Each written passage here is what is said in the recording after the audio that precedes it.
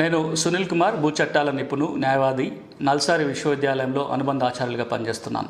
భూమి ఉన్న ప్రతి వాళ్ళు ఒకసారి తప్పకుండా చేయవలసిన పని గురించి మాట్లాడతాను. ఇప్పుడు మనం ఎట్లయితే సంవత్సరానికి 2 నెలలకు ఒకసారి ఆరోగ్య పరీక్షలు చేసుకుంటామో, భూములకు ఎట్లయితే భూసార పరీక్షలు చేస్తామో, అంతకంటే కీలకమైన పరీక్ష భూమిపై హక్కులకు సంబంధించి.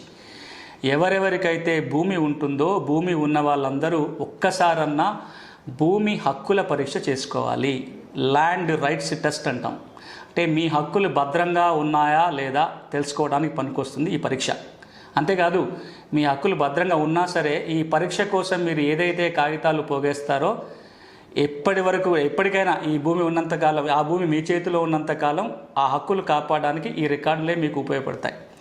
దురదృష్టం ఏంటంటే అంత లోతుగా చూడకుండానే భూములు కొనుగోలు చేసుకోవటంలో, భూమి వచ్చిన తర్వాత అనుభవిస్తున్నాం కదా ఇంకేం కాదులే అనే ఒక భావనలోనే ఎక్కువ మంది ఉన్నారు. అలాంటి భావన ఇప్పుడు సరైనది కాదు. ఒకప్పుడు భూమి ఉంటే చాలు, కానీ ఇప్పుడు భూమితో పాటు భూమికి కాగితాలు ఉంటే తప్ప ఆ భూమి నుంచి లబ్ధి పొందలేని పరిస్థితి. కాబట్టి అది రైతులు కావచ్చు, భూమి ఉన్న ఎవరైనా సరే, అది వ్యవసాయ భూమి కావచ్చు, ఇంటి స్థలాలకు ఉన్న భూమి కావచ్చు, ఒక్కసారన్నా భూమి హక్కుల పరీక్ష చేసుకోవాలి. ఏంటిది ఈ భూమి హక్కుల పరీక్ష? ఇది మీరు ఎక్కడికో ఆఫీసులకు పోయో ల్యాబులకు పోయో చేసుకునే పరీక్ష ఏం కాదు. మీరే చేసుకోగలిగే ఒక అతి సులభమైన పరీక్ష. ఈ పరీక్ష చేసుకోవాలంటే ముందు మీరు కొన్ని కాగితాలు మీ భూమికి సంపాదించి దగ్గర పెట్టుకోవాలి. ఆ కాగితాలు ఏంటో ముందు వివరిస్తాను. ఆ తర్వాత పరీక్ష ఎట్లా చేసుకోవాలో చెప్తా. ఏం కావాలి కాగితాలు? వ్యవసాయ భూమి అయినట్లయితే అది వ్యవసాయ భూమి అయినా, ఇప్పుడు ఇంటి స్థలం అయి ఉండొచ్చు, ఒకప్పుడు అది వ్యవసాయ భూమి ఉండి ఉంటుంది. అలాంటి వ్యవసాయ భూములు ఏవైనా సరే ఒక 4-5 ముఖ్యమైన కాగితాలు సేకరించాలి. అందులో మొదటిది సర్వే సెటిల్మెంట్ చేసినప్పుడు తయారైన కాగితాలు. అవి చాలా కీలకం భూమికి సంబంధించి. తెలంగాణలో ఏమున్నాయి సర్వే సెటిల్మెంట్ కాగితాలు? ఒకటి నక్ష. మీరు ఆ వ్యవసాయ భూమి అయితే ఆ గ్రామం యొక్క నక్ష. మీ భూమికి సంబంధించిన టీపన్, అంటే ఆ భూమి యొక్క కొలతల పుస్తకం, ఆ భూమి యొక్క కొలతలు చెప్పే ఒక మ్యాప్ ఉంటుంది. దాన్నే టీపన్ అంటాం, లేదా టిప్పన్. ఈ టీపన్ తీసుకోవాలి. దాంతోపాటుగా ఆ భూమికి సెటిల్మెంట్ చేసినప్పుడు తయారైన సేత్వార్ అనే రికార్డు ఉంటుంది. ఆ భూమిలో ఎంత విస్తీర్ణం ఉంటుంది, భూమి ప్రభుత్వ భూమా, పట్టా భూమా, అప్పుడు పట్టాదారు ఎవరు, ఈ వివరాలన్నీ చెప్పే అతి కీలకమైన రికార్డు సేత్వార్. ఈ 3 కాపీలు ఒక్కసారైనా తీసుకోండి. మ్యాపు, టీపన్, సేత్వార్. ఈ 3 తయారైన తర్వాత తయారైన 2 కీలక రికార్డులు ఉంటాయి. ఒకటి ఖాస్రా పహానీ, ఆ తర్వాతది చేసాలా పహానీ. ఈ 5 కూడా మనం పర్మనెంట్ రికార్డ్స్ అని అంటాం, శాశ్వత రికార్డులు అని అంటాం. ఈ 5 ఎన్ని దొరికితే అన్ని కాగితాలు మీరు ముందు సేకరించండి. వీటిని తీసుకోవాలనుకున్నట్లయితే తహసీల్దార్ కార్యాలయంలో దొరుకుతాయి. అక్కడ లేనప్పుడు జిల్లా లెవెల్లో ఉన్న ఏడీ సర్వే ఆఫీసులో కావచ్చు, లేదా హైదరాబాద్లో నారాయణగూడలో ఉన్న డైరెక్ట్ సర్వే సెటిల్మెంట్ ఆఫీస్ నుంచి సమాచార హక్కు చట్టం కింద కాగితాలు తీసుకోవచ్చు. ఇందులో కొన్ని అయితే మీకు వెబ్సైట్లో కూడా దొరికే అవకాశాలు ఉన్నాయి. ధరణి వెబ్సైట్ కనుక పూర్తిగా అందుబాటులోకి వస్తే సేత్వారు మీరు అందులోకి వెళ్ళి తీసుకోవచ్చు, టీపన్ తీసుకోవచ్చు, విలేజ్ మ్యాప్ కూడా ఆన్లైన్ నుంచి తీసుకునే అవకాశం దొరుకుతుంది. ఇవి సర్వే సెటిల్మెంట్ రికార్డు. దీంతో పాటుగా భూ యజమానుల రికార్డు ఒకటి ఉంటుంది, అదే 1B రిజిస్టర్. దీన్ని ఆన్లైన్లో తీసుకోవడానికి అవకాశం దొరుకుతుంది. ధరణి వెబ్సైట్లో ఉంటుంది, లేదంటే తహసీల్దార్ కార్యాలయం నుంచి కూడా మన 1B నకలు తీసుకోవచ్చు. ఇక దీంతో పాటుగా మన రిజిస్ట్రేషన్ డిపార్ట్మెంట్ నుంచి ఒక 2 కాగితాలు తీసుకోవాలి. ఒకటి ఎన్కంబరెన్స్ సర్టిఫికేట్.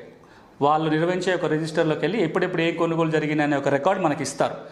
12 ఏళ్ళదో 30 ఏళ్ళదో రికార్డు తీసుకోవచ్చు. దీంతో పాటుగా నిషేధిత భూముల జాబితా అని ఒకటి ఉంటుంది, ప్రొహిబిటెడ్ ప్రాపర్టీస్ లిస్ట్. దీన్నే సెక్షన్ 22A లిస్ట్ అంటారు. ఏ భూములనైతే రిజిస్ట్రేషన్ చెయ్యకూడదో ఆ జాబితా ఉంటుంది. దురదృష్టవశాత్తు పట్టా భూములు కూడా అలా చేరిపోయిన సందర్భం ఉంటుంది. కాబట్టి మీ భూమికి సంబంధించి ప్రొహిబిటెడ్ ప్రాపర్టీ లిస్ట్లో ఉందా లేదా చూసుకొని ఆ లిస్ట్ కూడా తీసుకోవాలి. ఇది రిజిస్ట్రేషన్ డిపార్ట్మెంట్ నుంచి తీసుకోవాల్సిన రికార్డు. ఇక అది కనుక ఇప్పుడు ఇంటి స్థలం అయి ఉన్నట్లయితే అది లోకల్ బాడీస్ నుంచి, పంచాయతీ అయితే పంచాయతీ, మున్సిపాలిటీ అయితే మున్సిపాలిటీ దగ్గర ఉండే ప్రాపర్టీ రిజిస్టర్లో ఎవరి పేరు రాస్తుందో ఆ ప్రాపర్టీ రిజిస్టర్ యొక్క సర్టిఫైడ్ కాపీ తీసుకోవాలి. ఇవి మీరు పోగేయాల్సిన కాగితాలు. ఇవి దగ్గర పెట్టుకోండి. ఇప్పటికే మీ దగ్గర ఉన్న కాగితాలు తీసుకోండి. అవి లింక్ డాక్యుమెంట్లు కావచ్చు, మీ దగ్గర ఉన్న పాత పహానీలు కావచ్చు, లేకపోతే పాస్బుక్, టైటిల్ డీడ్ కావచ్చు, ఇప్పుడు ఇస్తున్న ఒక పుస్తకం కావచ్చు, ఇవన్నీ దగ్గర పెట్టుకోండి. ఈ కాగితాలు ముందేసుకొని 4-5 అంశాలు పరిశీలించి చూసుకోవాలి. ఏంటా 4-5 అంశాలు? మొట్టమొదటిది, మీ భూమి చిరునామా ఏంటి?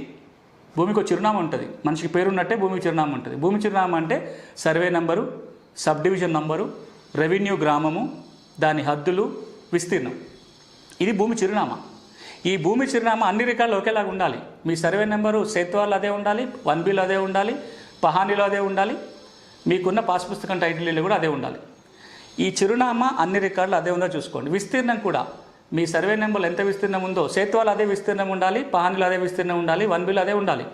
దురదృష్టవశాత్తు తెలంగాణలో 60 లక్షల ఎకరాల భూమి, దాదాపుగా ఇది అప్రాక్సిమేట్ అంచనానే, ఇది 60 లక్షల ఎకరాల భూమి రికార్డులోనే పెరిగింది. అంటే భూమి లేదు.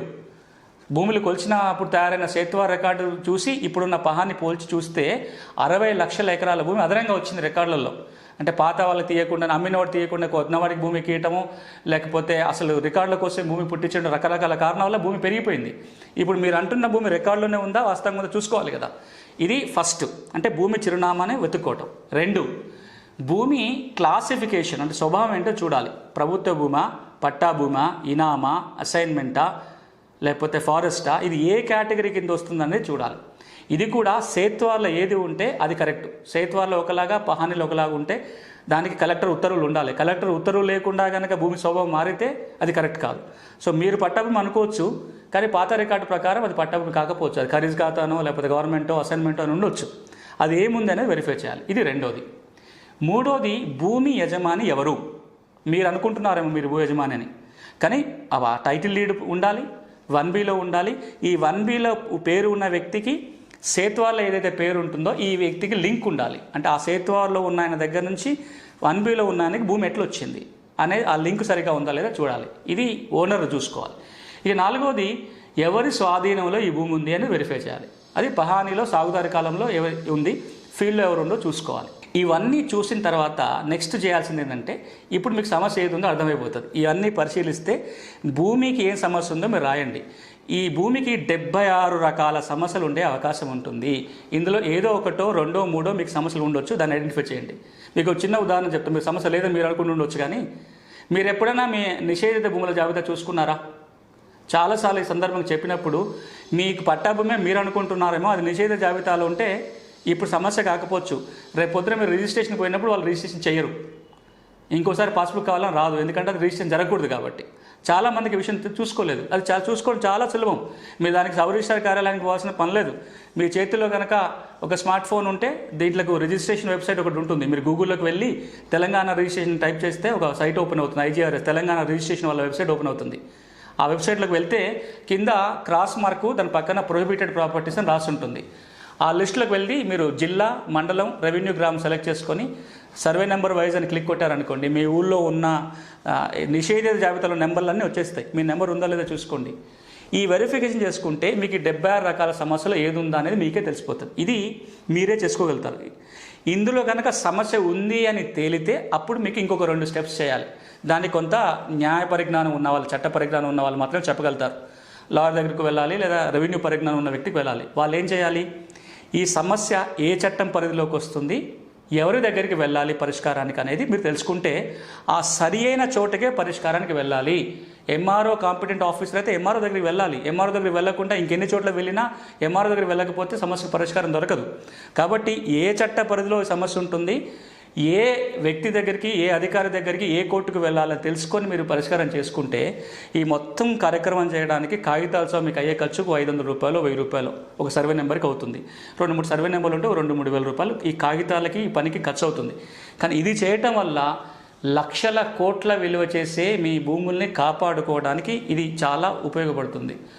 మనం ఎప్పుడు దీన్ని నెగ్లెక్ట్ చేస్తాం. భూమి ఉంది కదా ఎక్కడికి పోతాను ఒక అభిప్రాయంలో బతికేస్తున్నాం. కానీ ఈరోజు నా పరిస్థితి లేదు. భూముల విలువలు పెరిగాయి, భూమి మీద ఒత్తిడి పెరిగింది, కాగితాలు చాలా కీలకమైన దశకు వచ్చాం. కాబట్టి ఈ పరీక్ష చేసుకోండి. చివరికి ఒక మాట చెప్తా, ఈ ల్యాండ్ రైట్స్ టెస్ట్నే చట్టం భాషలో టైటిల్ డ్యూ డెలిజెన్స్ అంటాం. అంటే టైటిల్ బాగుందా లేదా వెరిఫై చేయటం. ఇది మీరు ఒక ప్రొఫెషనల్ లాయర్ దగ్గరికి వెళ్ళి చేయించుకుంటే 100 రూపాయల నుంచి 1000 రూపాయల వరకు కూడా ఖర్చు అవుతాయి. కానీ అదే పనిని అంత సగం పైన మీరు చేసుకోవడానికి మేము ఇప్పుడు అన్ని సూచనలు చెప్పాను. ఈ పరీక్ష కనుక చేసుకొని చూడండి, ఆ మేలేంటో మీకే అర్థమైపోతుంది. ఒక రైతుల పక్షపాతిగా, భూ సమస్యలపైన 15 ఏళ్ళుగా పనిచేసే వ్యక్తిగా నా సలహా ఏంటంటే, ఒక్కసారన్నా రైతులందరూ ఈ పరీక్ష చేసుకోవాలి. ఆ విధంగా అందరూ కృషి చేయాలి. అగ్రికల్చర్ డిపార్ట్మెంట్ కావచ్చు, రెవెన్యూ డిపార్ట్మెంట్ కావచ్చు, రైతుల కోసం పనిచేసే అందరూ ఆలోచించాలి. రైతు కుటుంబాలలో చదువుకున్న వాళ్ళందరూ కూడా మీ భూములకు సంబంధించి ఒక్కసారి మీ ఊరు వెళ్ళినప్పుడు ఈ టెస్ట్ అంతా చేయండి. చేస్తే కనుక సమస్యలు బయటపడతాయి. ఇది రైతులకు మాత్రమే కాదు, భూమి ఉన్న ప్రతి వాళ్ళు ఈ టెస్ట్ చేసుకుంటే బాగుంటుంది. Thank you.